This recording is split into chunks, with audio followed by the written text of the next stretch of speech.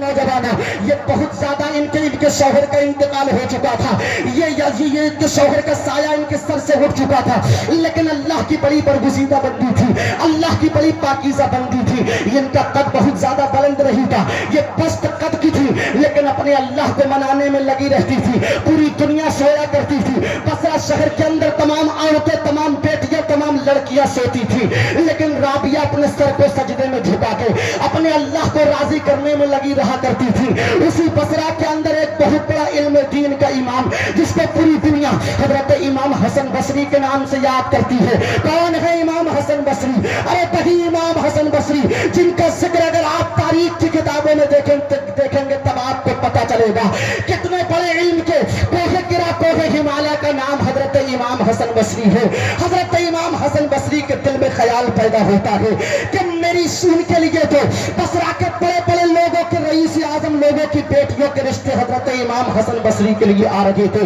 لیکن حضرت امام حسن بصری نے کسی کے رشتے کو ایکسپٹ نہیں کیا تھا۔ بڑی بڑی خوبصورت مہجبی مہپارہ خوبصورت بیٹیوں کے رشتے حضرت امام حسن بصری کے مکان کے دروازے پہ آ کر کے دستک دیے تھے، لیکن امام حسن بصری نے کسی کے رشتے کو قبول نہیں کیا تھا، بلکہ امام حسن بصری کے دل میں خیال پیدا ہوتا ہے، اے امام حسن سوائے حسن، اے بریلیوں کو بصرہ کے بڑے بڑے امیر اعظم، پیسے والے، دولت والے، شہرت والے،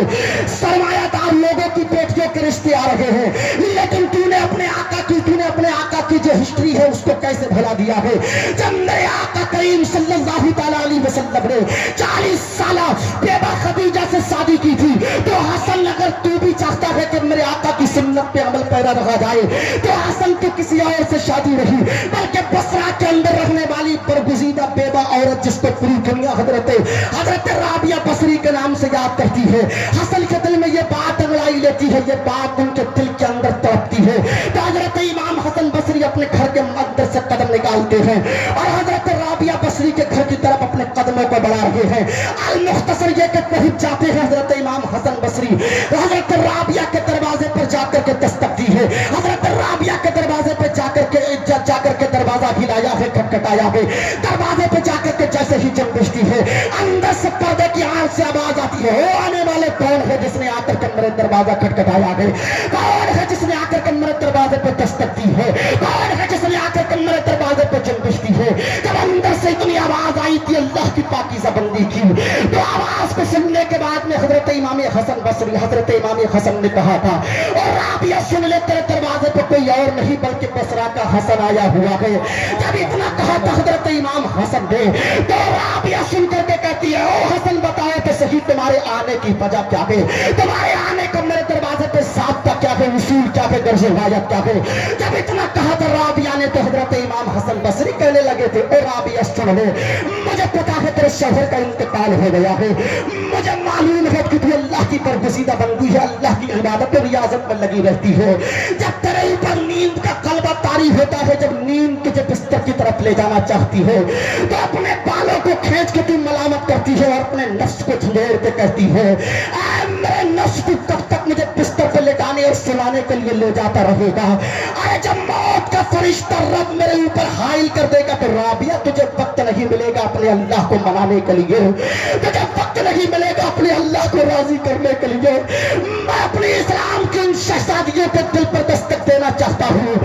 مجھے بھولے تو بھول جائیں لیکن رابعہ کے پیغام کو اپنے تختی دل پہ کندہ کرنے کی کوشش کیجیے گا، جو اسلام کو چھوڑ کر کے جا رہی ہے دوسرے دھرم کو قبول کرنے کے لیے۔ ارے یہ اسلام ہم تو آسانی سے نہیں ملا ہے، بلکہ زینب نے کہیں پہ اپنے بھائی امام حسین بن کر کے اور اپنے بابا حضرت علی کی ذوالفقار بن کر کے کربلا کے تپتے ہوئے ریگستان میں پریشانیوں کو برداشت کیا ہے، تب کہیں جا کے اسلام ہم تک پہنچا ہے۔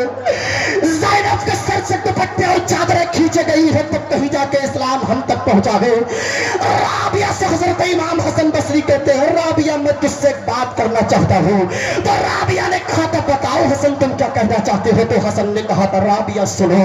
تمہیں معلوم ہے بصرہ کے بڑے بڑے لوگوں نے اپنی بیٹیوں کے رشتے حسن کے لیے بھیجے ہیں، لیکن حسن نے کسی ایک بیٹی کا رشتہ قبول نہیں کیا ہے، ایکسپٹ نہیں کیا ہے۔ میرا دل چاہتا ہے، میری طبیعت چاہتی ہے، میرا ذہن و دماغ یہ کام کر رہا ہے، رابعہ تمہارے اوپر بھی تمہارے شوہر کا سایہ نہیں ہے، میں تم سے نکاح کرنا چاہتا ہوں اگر تمہاری اجازت ہو۔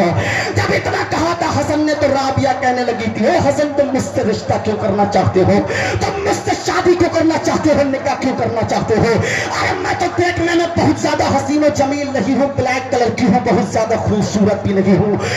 میرا قد بھی بہت زیادہ بلند نہیں ہے، پست قد کی ہوں، میں تو بیوہ ہوں، بیوگی کی زندگی گزر بسر کر رہی ہوں، حسن تم مجھ سے شادی کیوں کرنا چاہتے ہو؟ لیکن حضرت امام حسن کہتے ہیں میں شادی کروں گا تو تجھی سے کروں گا اگر تیری اجازت مل جائے۔ جب ادھر حسن نے اصرار کیا تو رابعہ انکار پہ انکار کرتی جا رہی تھی، لیکن بہت زیادہ بات تیل پکڑ گئی، جد و جہد کا معاملہ آگے بڑھ جاتا ہے تو رابعہ کہتی ہے حسن تم مجھ سے شادی کرنا چاہتے ہو؟ حسن کہتے ہیں ہاں ہاں۔ تو رابعہ کہتی ہے حسن سن لو، اگر تم مجھ سے نکاح کرنے کے لیے ایگری ہو، اگر تم مجھ سے نکاح کرنے کے لیے راضی ہو، اگر تم مجھ سے نکاح کرنے کے لیے تیار ہو تو میرے 4 سوالوں کے جواب تمہیں دینا پڑیں گے۔ تو حسن کے دل میں یہ بات انگڑائی لینے لگی تھی، ارے یہ کون سے سوال کرے گی؟ ارے یہ ایک عورت ہی تو ہے، عورت تو ناقص العلم ہے، عورت تو ٹیڑھی پسلی سے مرد کی پیدا کی گئی ہے، اور مجھے تو امام کہا جاتا ہے، حسن کہا جاتا ہے، یہ کوئی بھی سوال کرے گی میں اس کے سوالوں کا جواب چند سیکنڈ میں دیتا ہوا نظر آؤں گا۔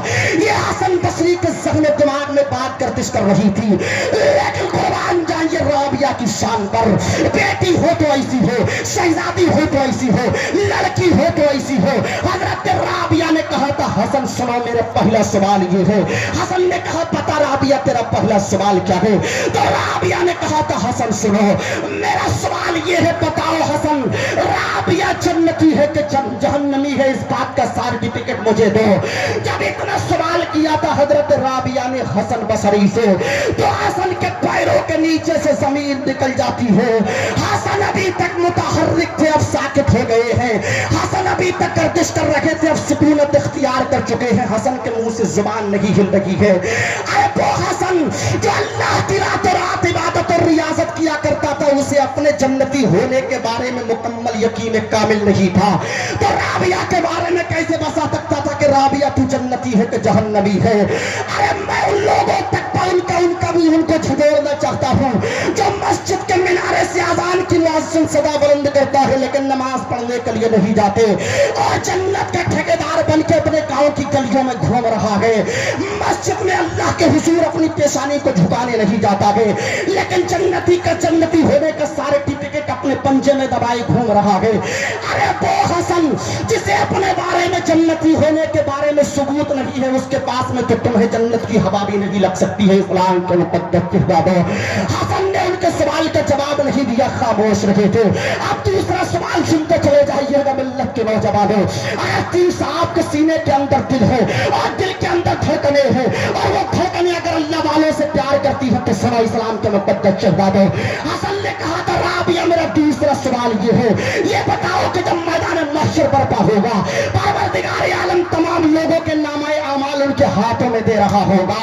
تو یہ بتاؤ حسن کے جو نامہ اعمال ہوں گے وہ سیدھے ہاتھ میں دیے جائیں گے یا بائیں ہاتھ میں دیے جائیں گے؟ رابعہ نے کہا تھا حسن بتاؤ اللہ میرے نامہ اعمال میرے سیدھے ہاتھ میں دے گا کہ بائیں ہاتھ میں دے گا؟ جب اتنا کہا تھا رابعہ نے تو حسن اس دوسرے سوال کا جواب بھی نہیں دے پائے تھے۔ حضرت امام حسن بصری خاموش ہے،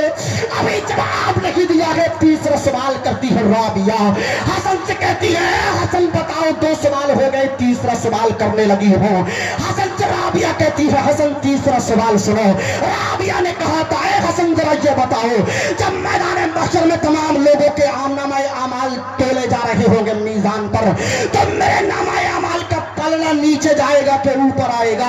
جب اتنا سناتا ہوں تو حسن بصری کی چیخ نکل جاتی ہے، حسن جواب نہیں دے پاتے ہیں۔ اے لوگوں، ارے دنیا کا تمہارے نصیب میں کوئی نہیں ہے، لا تنسا نصیبک من الدنیا، تمہارے نصیب کا دنیا میں ہے ہی کیا جو تم دنیا کے چکر میں پڑے ہوئے ہو؟ جب تم مرو گے تو تمہیں ایک کفن کے علاوہ کوئی دوسرا کپڑا نہیں میسر آئے گا، اور اس کفن کے اندر کوئی جیب بھی نہیں ہوگی جس میں تم اپنی تجوریوں کی چابیاں رکھ کر کے لے جاؤ۔ جب تم دنیا کے چکر میں پڑے ہوئے ہو پلٹ آؤ اپنے اللہ کی طرف، میرے پروردگار عالم کی رحمت تمہیں جواب دے رہی ہے۔ لوگوں ابھی دروازہ کھلا ہے، توبہ کر لو۔ جب میرے برائیلی کے قطب مینار، برائیلی کے تاج محل، برائیلی کے مظہر اعلیٰ حضرت دنیا پہ پڑتی ہو، تبھی تو میرا ایمان دنیا کے لیے کہتا ہے دنیا کو تو کیا جانے یہ بس کی گاٹھ ہے ہر رافع، دنیا کو تو کیا جانے یہ بس کی گاٹھ ہے ہر رافع، صورت دیکھو ظالم کی تو کیسی بھولی بھالی ہے۔ سبحان اللہ، نعرہ تکبیر،